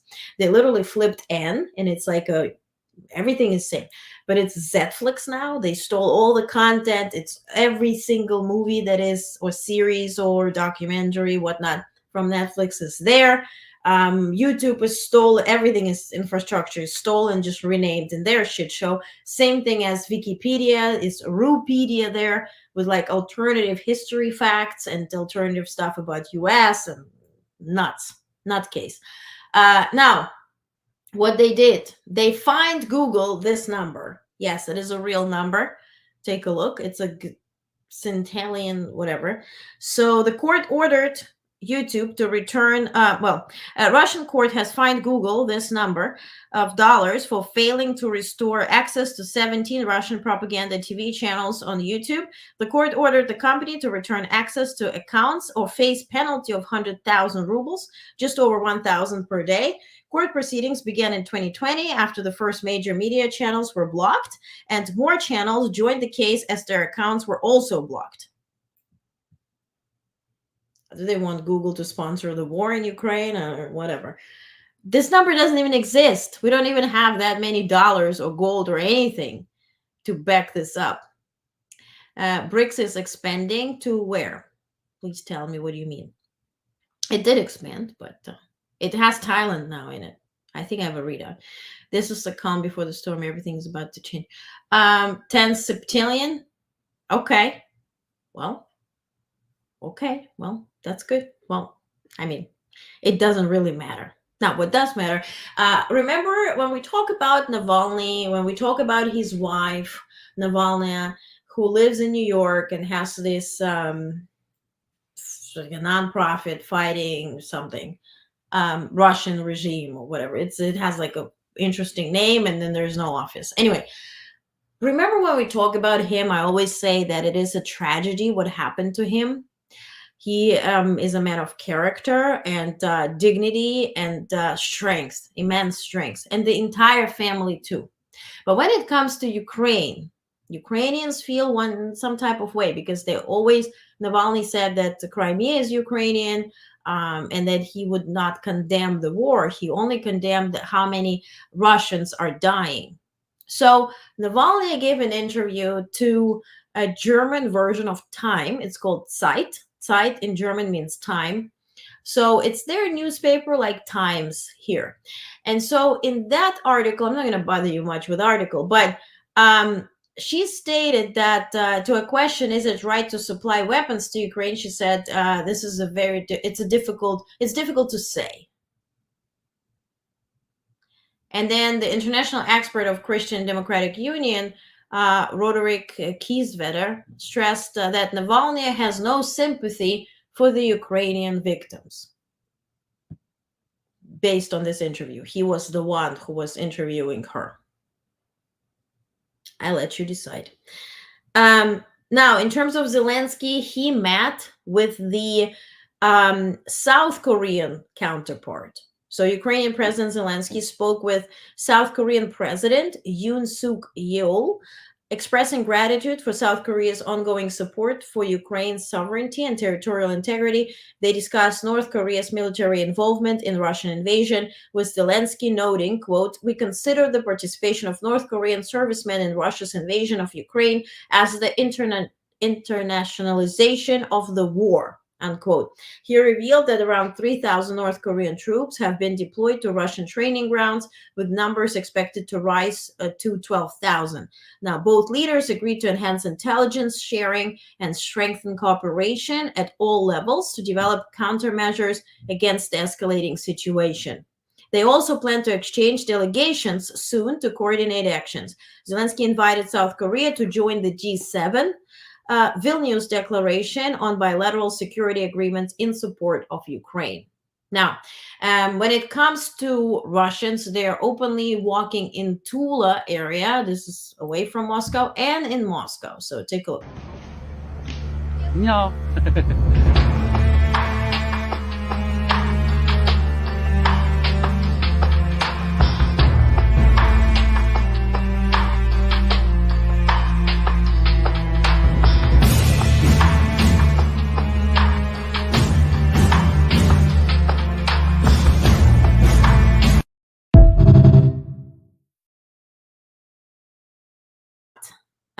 Zeit, Z-E-I-T. It's written Z-E-I-T. That's time in German. Zeit.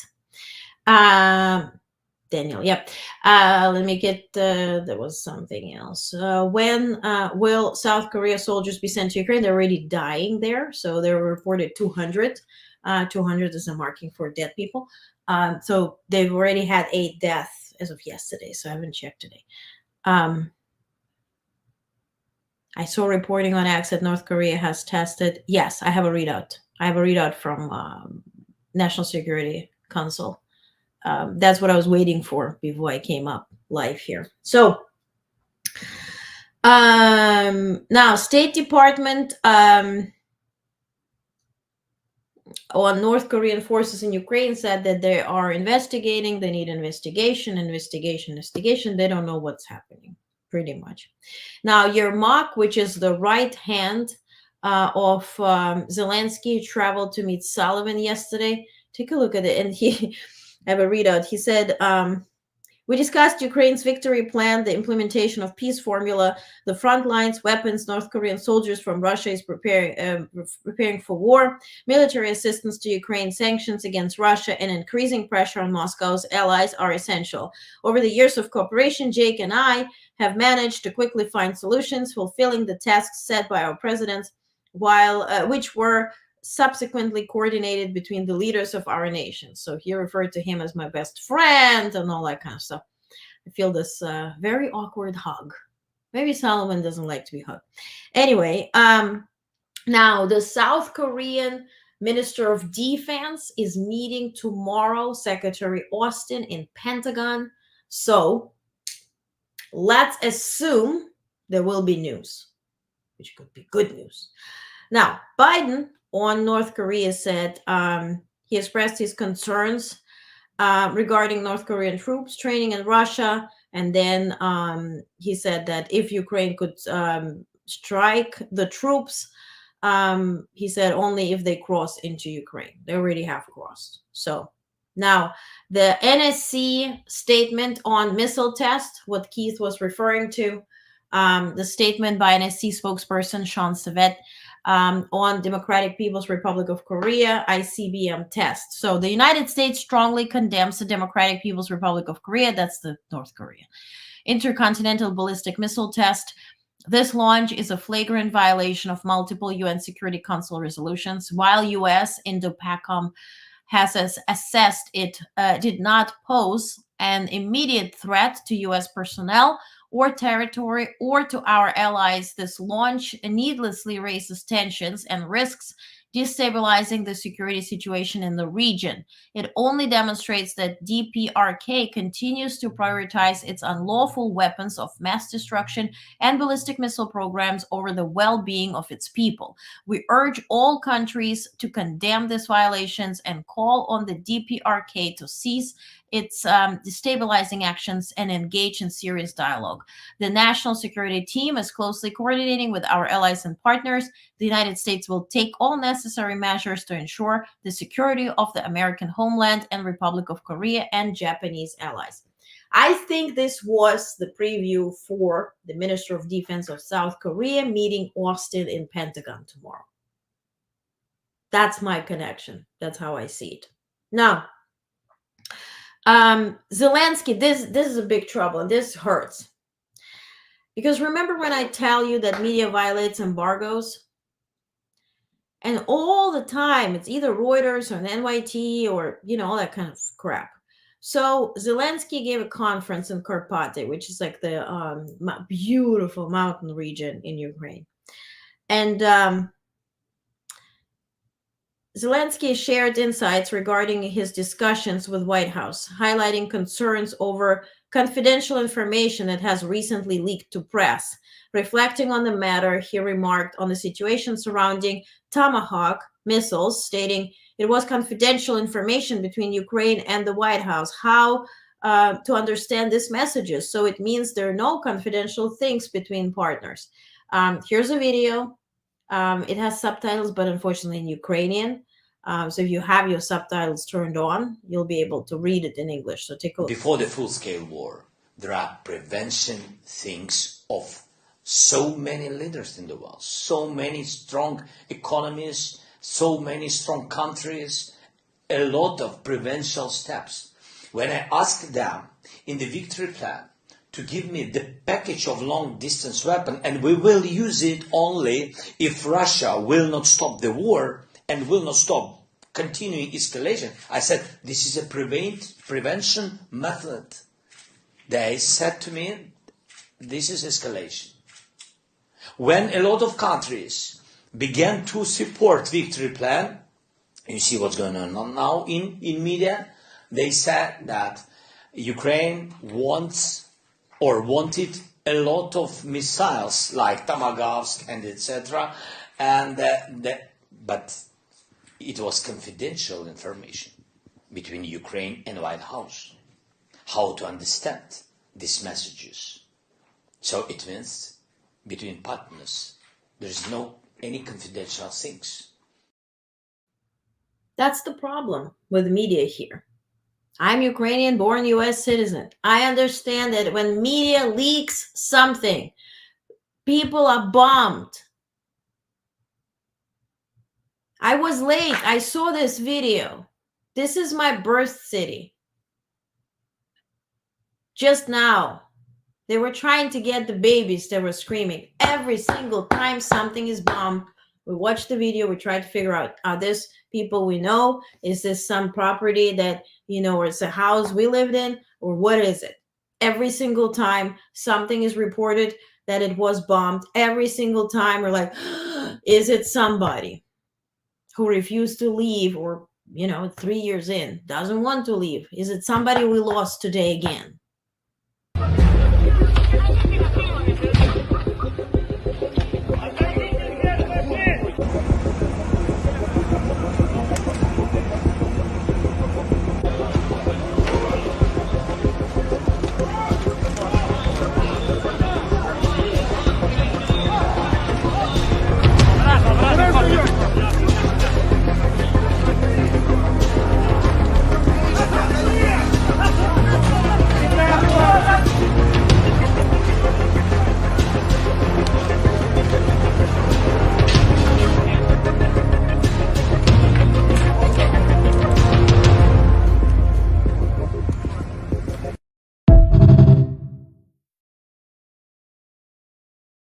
Now, this happened just a few hours before.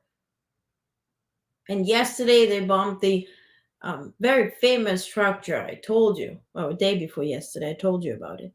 So as we speak, can Ukraine defend itself? I constantly explain to you that whenever we hear $400 million, PDA, Presidential Drawdown Authority, has been allocated to Ukraine, that means Pentagon got the money to give the old stuff to Ukraine to buy the new stuff for Pentagon. I'm explaining it in very basic terms.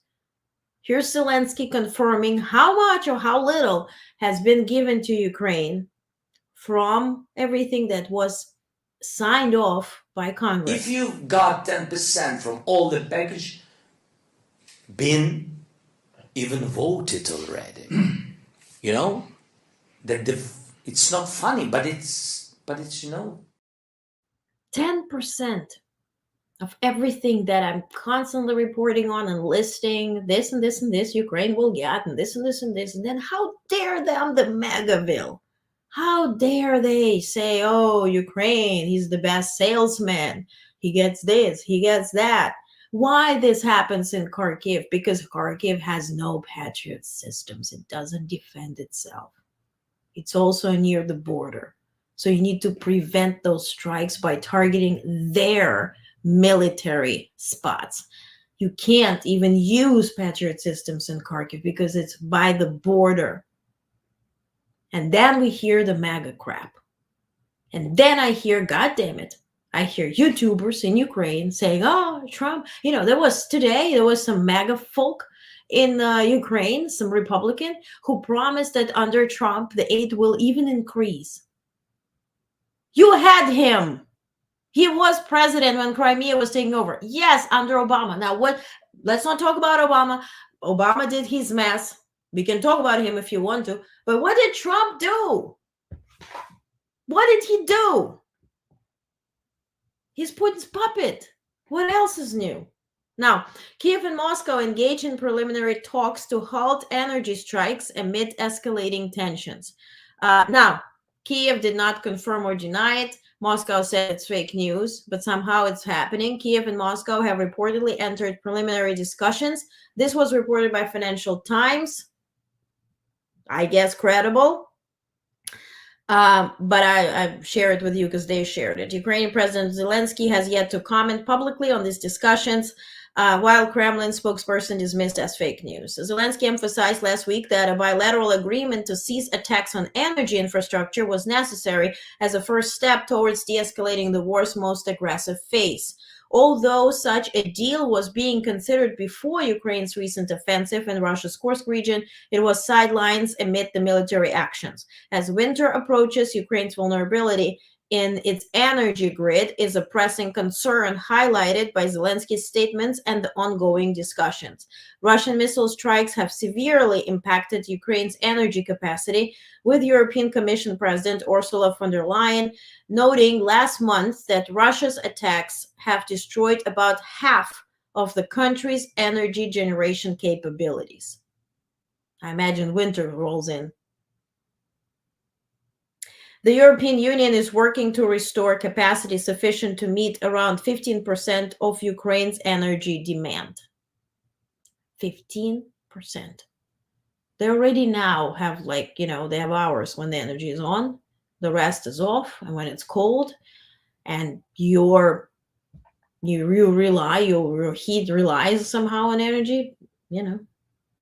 Additionally, Ukraine and its allies are increasingly alarmed by the presence of North Korean troops in Russia. Meanwhile, Russia conducted missile test launches, describing them as a simulated response to a potential nuclear attack, further escalating tensions in the region. Now, in the newsletter, which I hope you have read or will be reading, today's newsletter, I mentioned also that somebody set on fire a nuclear, like a factory that is building the new nuclear submarine for UK.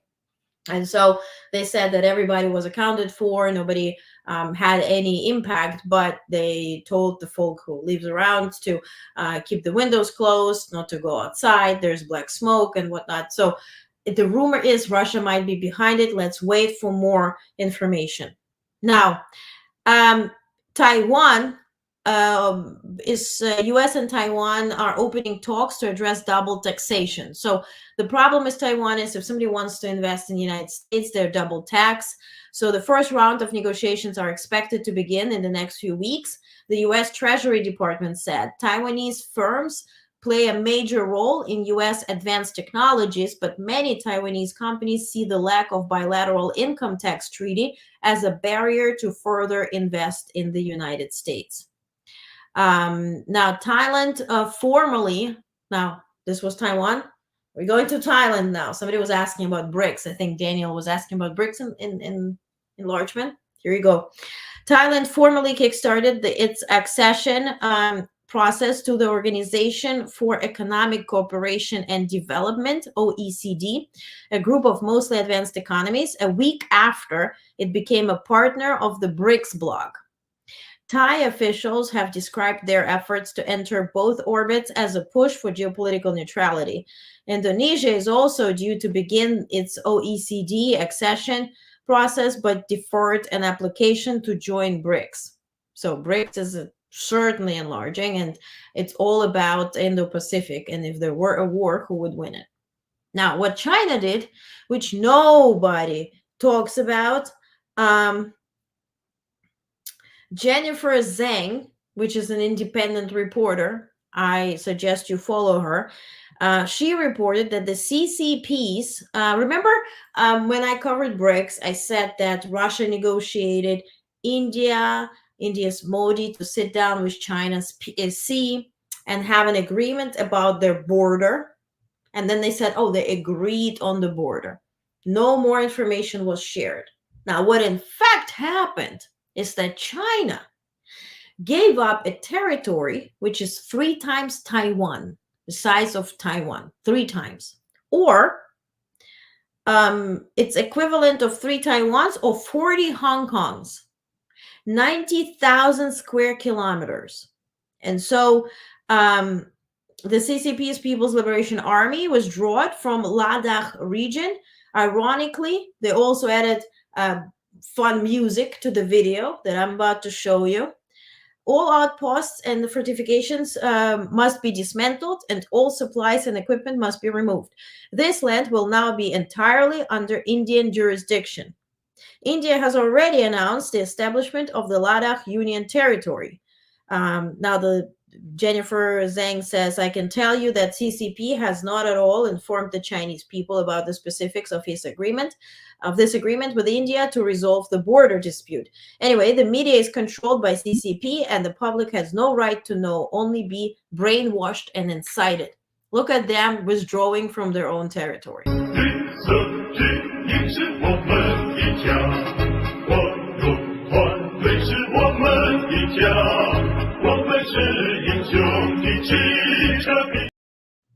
leaving our own territory to India.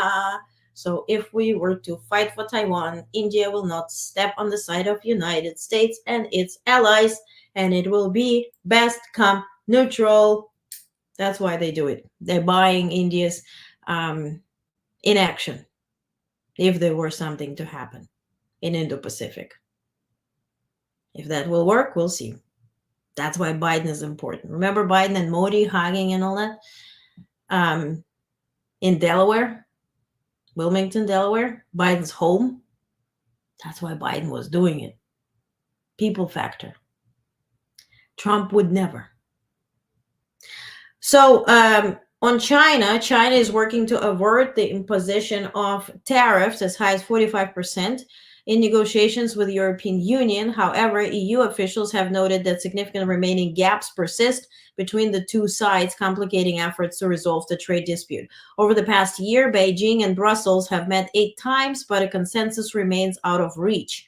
Now, the problem is the tariffs will not be lowered because the biggest employer in Germany, and Germany is the richest and the biggest sponsor of EU, their biggest employer, Volkswagen, is losing 42% in their it's the decline in their profits for the third quarter, which is underscoring the challenges posed by rapidly growing Chinese automotive sector. So we have 100% on their electric cars.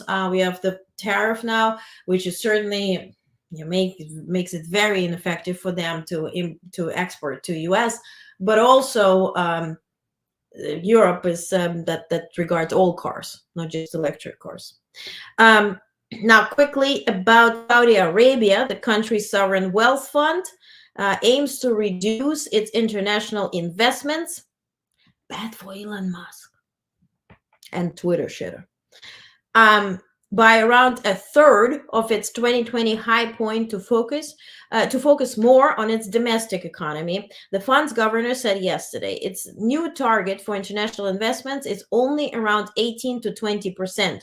The fund has around $930 billion in assets. So bad for Musk, bad for Russia, bad, on that end.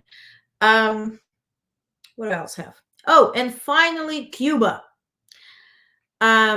The UN General Assembly today, on Wednesday, once again urged the United States to end its economic, commercial, and financial embargo on Cuba, renewing a demand it has made annually since 1992. Maybe Cuba should not associate with Russia that much. For that reason, can you judge them? Let's check your comments because we have a lot of them. Nothing to start with. I don't know what's in reference to. Our country is too divided and unstable to manage world issues effectively. Congress is dysfunctional. Media is untrustworthy. Yeah. How can you build up from nothing? Or in terms of, Ukraine, it's a thing as to, there's so many, first of all, technologies do exist because the missiles that Russia is using to bomb specifically Kharkiv were created in Kharkiv. They even write returning home, so it bombs the city that the bomb was created in. They mainly rely on everything that they had from USSR times. The nuclear bombs that they are dangling in front of everybody, those were the bombs that Ukraine gave up to Russia when Clinton and company forced Ukraine to give up nukes, right? Also, when it comes to nuclear technology, everything that is needed for that is there. Maybe it is already developed, since Zelensky kind of dangles that thought that what if Ukraine became a nuclear power, and then everybody should be paying attention to Ukraine's red lines instead of just Putin's. So for that reason, Ukraine has infrastructure. It has, the drones, for instance, that Ukraine is now exporting. United States invested $800 billion into buying drones from Ukraine now. So my question is, 3 years in, if that were a year or two ago, different story. But I just hope that this administration in particular doesn't give up on Ukraine even before January, because Trump certainly would. I hope that, let's say, certainly that Kamala Harris wins and it continues, but then it continues more progressively in terms of help for Ukraine than what it is now. because it's very stagnant. It's very impotent in terms of Russia. It's which can be seen as weak. I know diplomacy is not always understood. It's always understood post-scriptum when you realize what has been avoided.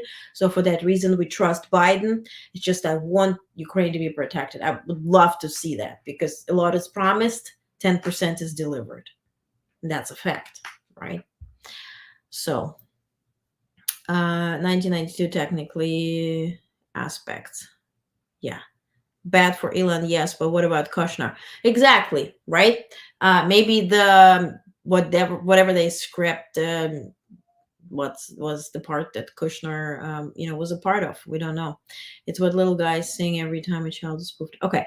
All right. So to finish on a good note, here are the first ladies. First Lady of America, First Lady of Minnesota for Harris. Take a look. Hi, this is Gwen. And Jill. And we are right here in Michigan, and we just wrapped up a great Women for Harris event. And we wanted to remind everyone to make a plan to vote. We're both moms, and I'm a grandmom, and we know how busy you are. Your vote is your voice. Go to iwillvote.com and find your polling place and voting hours. So cute. They're so alike. I love it. So, all righty. Now, I promised you a little bit of, what is this video? Oh, that's Trump arriving in a trash truck. I forgot to show you if you missed that. They would leave, like, 6-pack or like 12-pack for the guys. That's a gift. I think you saw it before. Anyway, potato. Two things to finish on a positive note. Remember the guy who was dancing salsa to this Kamala. Anyway, he has a new one in English, which I truly love. Enjoy. With a club down in Mar-a-Lago, what we really need is for him to stay there. I'm in the presidents who don't leave by fair, so voters get prepared to get him out of here. You can find him with a club down in Mar-a-Lago. What we really need is for him to stay there. I'm in the presidents who don't leave by fair, so voters get prepared to get him out of here. When he pull up to the T, golf cart sit low. When he at the rally, whole crowd doesn't know that he's spend misinformation in a patriotic foe. But when you a billionaire, they don't see you just what you own. A reflection of what they want but don't have, or they have it and scared. If everyone is elevated, their position they scarce. Identity wrapped up in wealth and so they cannot be spared. They hate identity politics till their taxes declared. We're aware, but not the cope. See, they think it's legit. Got grazed by a single bullet, now they all get bandaged. Then while I'm... That's really cool. Now, remember where Trump talks about she is having a dance party with Beyonce. Now, the song was made out of it. It went viral, and it goes viral, and it demands sort of boomers to dance to this song. It's all over TikTok. Enjoy. Joe Biden is asleep. Kamala is at a dance party with Beyonce. Beyonce. Dance party with Beyonce. Dance party with Beyonce. Dance party with Beyonce. Dance party with Beyonce. Beyonce. Party with Beyonce. Beyonce. Dance party with Beyonce. Dance party with Beyonce. Dance party with Beyonce.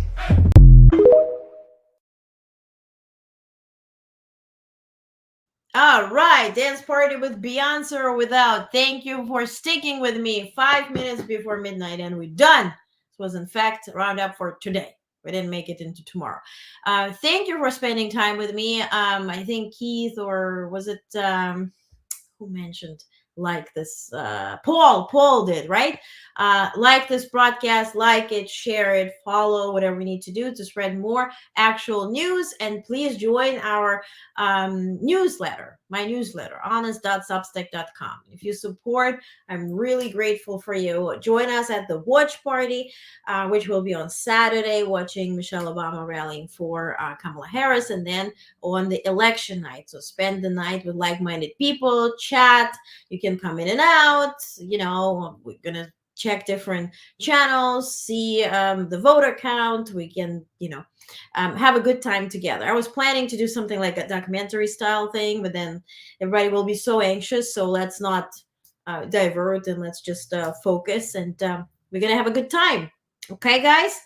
Thank you for joining me. Thank you for this evening. Thanks. Happy Halloween. Oh, thank you. Well, I'll be live tomorrow at 9 p.m. I have meetings before, and then 9 or 9-ish, I'll be live. November 2nd is Saturday. Yes, time is flying. Exactly. Time is flying. November 2nd is already Saturday. Can you imagine?